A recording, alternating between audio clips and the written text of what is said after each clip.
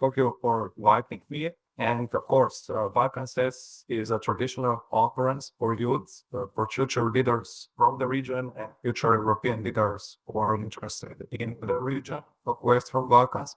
Balkan States stands for Balkans Security Youth Security Architecture Seminar. Our focus is to discuss security issues, problems, and in the region. And we always try to discuss these things in the framework of future cooperative security frameworks, future peace, future mutual prosperity, and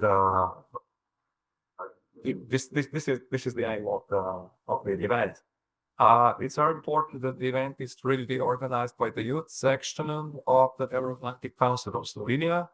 They are very keen on organizing that. They are able through this mechanism to grow.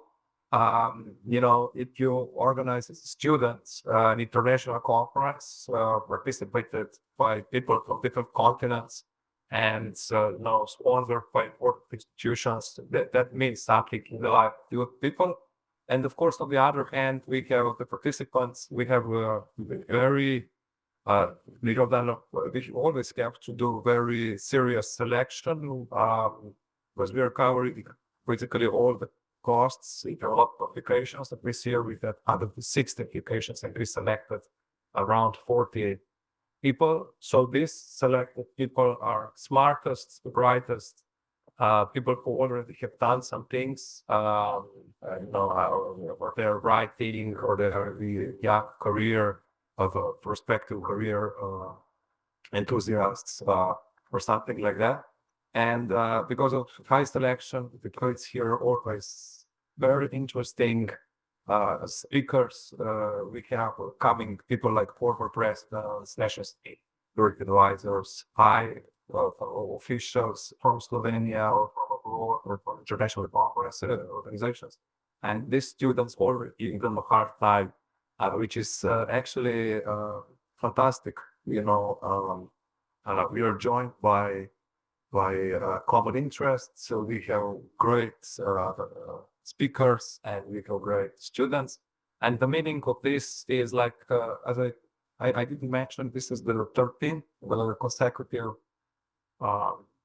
conference. And with this conference, we're trying to make an impact in the region. This impact is, of course, not high. We are not talking about, late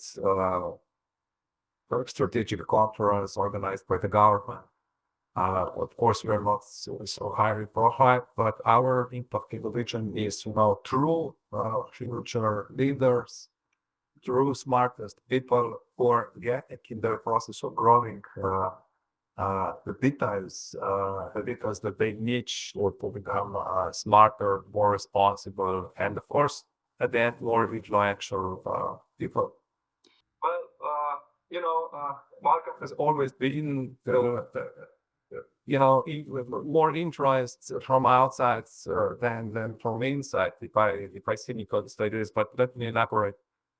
So if you don't have power, theoretically speaking, if you don't have some kind of power which prevents foreign influence, for example, Yugoslavia was some kind of power preventing the kind of stability and prevent this influence to some extent.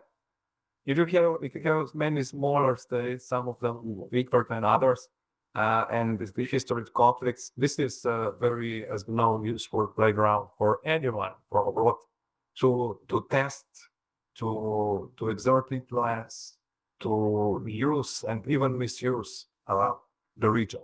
And we have seen in the past, the region has been influenced from all sides of our sky, from east, from north, from south, from the west. But talking about Russia, it's of course quite clear. The situation is quite clear. Serbia is in a way divided on it's in a way stuck on their way to the European Union. military speaking, tries to be more neutral. On the other hand, tries to foster best relations with Russia and China.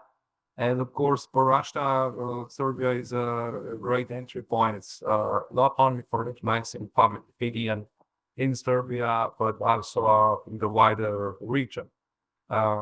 Russia is doing that through their media outlets, which are legal in Serbia, and through these outlets, Russia influences also public opinion in Bosnia and Herzegovina, which on the other hand is also a very divided country, also in terms of their potential joining NATO, internal cohesion, political rivalries, and things like that. And Yeah. of course, the influence of the situation in Kosovo between Serbs and Albanians. So the influence is here. It's a very systematic one. It has impact in the messages. The messages, in a way. I mean, there are many headlines. So main goals of this information campaign, but the most important are actually the same as in the North and Central Europe, and this is that EU is a weak actor, NATO is a bad actor. There is fascism rising from the West, and and this kind of approach has been used not only now but also in the times of Cold War. So that's it. This influence also continues to divide the region politically, internally, and I guess it's quite difficult for the local population, sometimes to believe or to know what actually is the truth, maybe about the Ukrainian war or something like that. Because with all this information coming from all sides, it's kind of, we all have these problems in modern world. We call it world post-truth reality world, where the dark horse problem is just to figure out what is the truth. And Western Balkans is not an exception here. But from the Russian side, we have seen quite extensive operations and efforts. Not only for informing, but also for this report. Yeah, well, the second part of the question is easier. Slovenia has always been, as a former Republic of Yugoslavia, has always been very much interested and very much sensitive for the security and economic situation in the region. Slovenia has been supporting all cooperative processes in the region. Has been a great supporter of Montenegro, a great supporter of Macedonia, North Macedonia. Also, Bosnia has had a great dialogue always with Serbia, not to mention our close borders with Croatia, and also in Brussels, also now as a non-permanent member of the Security Council. Slovenia has always acted as a country which gives early warning, as a country which brings recommendations what to do, as a country which leads some initiatives or has initiatives, and this also includes our worry and concern for the state of democracy in the country, for the media freedom in the country, for the media freedom.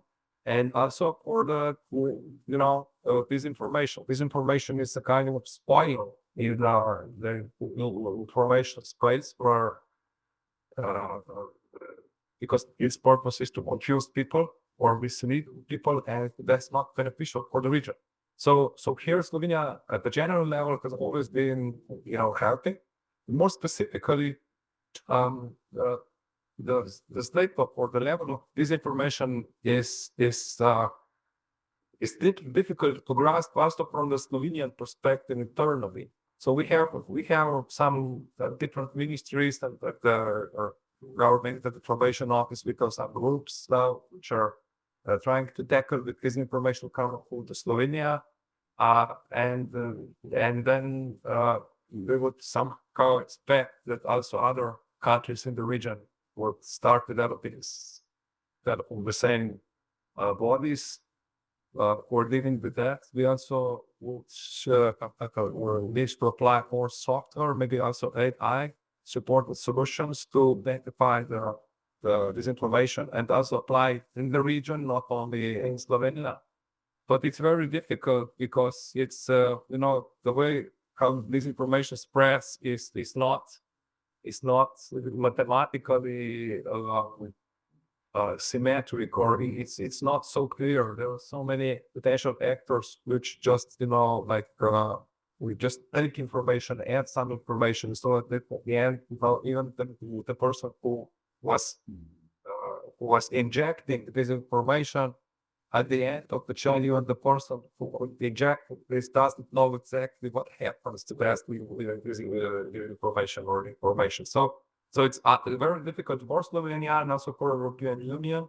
In the European Union, we have some kind of EU has East Stratcom task force, which is publishing disinformation review, which can be ordered also in the Western Balkans, and maybe even communicate that well enough. But there exists disinformation review published by the EU, which actually is pretty much case-based. So they identify the cases of disinformation, they extract the narrative, so that responsible journalists or editors or academics or whoever, you and me, could look at this and say, all right, so this is what's now happening, and this information really is not real. This is an invention by someone for malicious purposes. So